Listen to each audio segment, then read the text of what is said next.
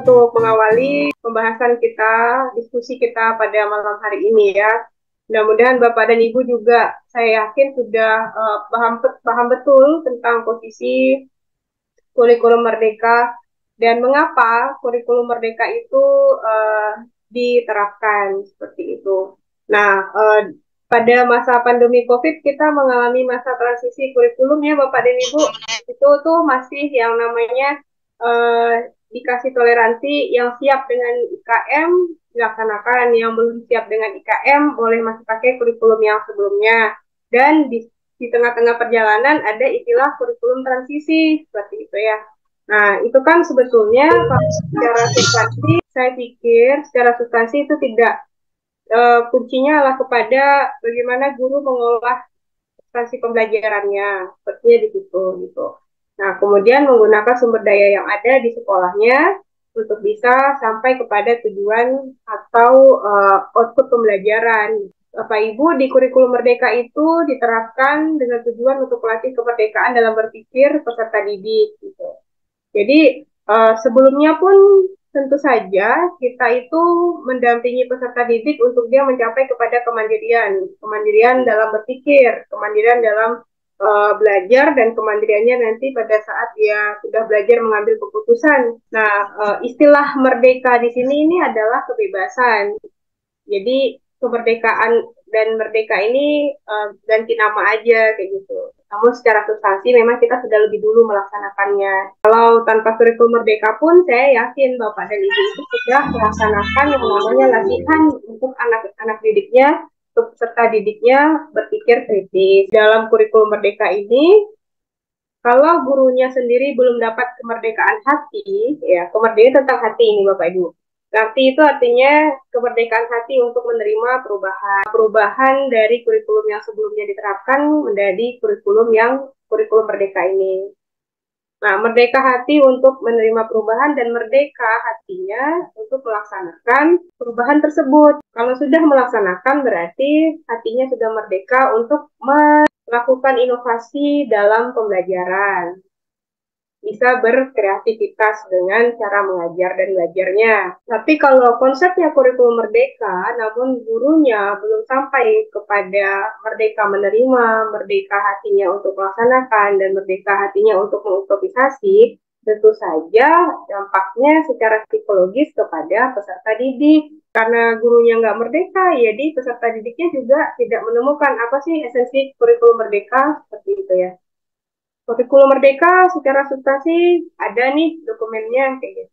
Tapi secara teknis pelaksanaan guru-gurunya sama aja dengan yang sebelum-sebelumnya penerapan kurikulum. Nah, artinya kan tidak terdelivery dengan baik kurikulum Merdeka ini kepada siswa. Sehingga esensi kemerdekaan yang dimaksud dalam kurikulum Merdeka itu tidak bisa didapat oleh peserta didik. Dengan adanya penerapan Merdeka Belajar, peserta didik dapat mengembangkan potensi yang dimiliki sesuai bakat dan minatnya. Jadi dalam kurikulum Merdeka itu kan konsepnya adalah merdeka untuk memilih ya pelajaran yang sesuai dengan minatnya dan sesuai dengan bakatnya. Ya. Kemudian siswa dalam konteks kurikulum Merdeka ini tadi kayak pengalamannya Ibu ya Bu Rara gitu ya. Bu Rara sudah ke project nih. Jadi dengan project dia doing by something, melakukan sesuatu. Nah, kalau dia sudah melakukan sesuatu, dia ketemu nih mana yang disebut dengan minatnya, dia tertarik, kemudian yang mengerjakan sesuatu dengan rapi dan perfect itu berarti dia merasa oh ternyata bakatnya ada di sini kayak gitu ya. Jadi siswa itu kalau diajak untuk doing by something, dia bisa refleksi dirinya bahwa ternyata aku mampu di bidang yang ini loh, minat aku adalah ini. Walaupun dengan kemampuan yang berbeda-beda, tapi siswa dengan kurikulum merdeka bisa menemukan di mana letak potensi yang dia miliki. Dan siswa lebih terarah dalam menyalurkan bakat dan minatnya. Di kurikulum merdeka itu lebih mengutamakan peminatan ya, Bapak dan Ibu. Ini hanya sedikit mengulas dan memahami saja ya. Karena ada yang sifatnya memilih bidang minat dan bidang bakatnya. Sehingga dia lebih mengeksplorasi potensi yang ada pada dirinya. Untuk landasan daripada pengembangan kurikulum sendiri, itu berangkat dari landasan filosofis, landasan psikologis, dan landasan landasan sosiologis, serta landasan teknologi gitu ya. Nah, dalam landasan filosofis itu tidak berubah, yaitu dia membahas tentang implikasi pengembangan kurikulum itu sendiri dan hakikatnya kurikulum itu ada. Jadi kenapa kurikulum itu harus di-upgrade terus gitu. Nah, tentu mengutamakan pandangan epistemologi dan aksiologi dalam pendidikan. Sedangkan landasan psikologis ini yang seringkali tidak dirasa, tapi dampaknya nyata. Landasan psikologis ini membuat orang kayak bertanya-tanya, kenapa siswa ini lambat dalam belajar? Kenapa siswa ini sangat tertarik belajar kalau kita ajak melakukan sesuatu gitu ya. Nah, kenapa siswa ini lemah pada mata pelajaran tertentu, tapi dia itu sangat aktif pada bidang studi tertentu. Sehingga landasan psikologis ini mendasari adanya pemilihan bakat dan minat seseorang. Nah, kedudukan landasan psikologis ini dia membahas dan mengidentifikasi bagaimana implikasi konteks psikologis dalam mengembangkan kurikulum. Gitu. Tanpa pertimbangan psikologis, maka dasar humanistiknya untuk peserta didik itu tidak akan tersentuh, Bapak Ibu. Jadi yang namanya kita ini mendampingi siswa dalam belajar, tentu saja kita ini mendampingi manusia kan ya. Nah, yang moodnya itu kadang turun naik, mood swing lah kalau kata anak sekarang. Itu kan konteksnya adalah kepada kondisi psikologis siswa. Kalau siswa datang dengan kondisi psikologis yang tidak siap, ternyata di rumahnya ada dia di rumah sebelum pergi dapat hal yang menyedihkan, kemudian sampai di rumah langsung dituntut dengan pembelajaran, siswanya belum merdeka secara psikologis artinya, ya. Nah, hal tersebut terkadang terlewati untuk diidentifikasi, gitu. Tapi berdampak nyata pada hasil dan pada proses dan pada hasil peserta didik. Nah, kalau pertimbangan psikologis itu berimplikasi pada menentukan isi dari mata pelajaran yang hendak dicapai peserta didik serta kedalaman dari mata pelajaran yang dibuat untuk menentukan output pembelajarannya juga tertentu.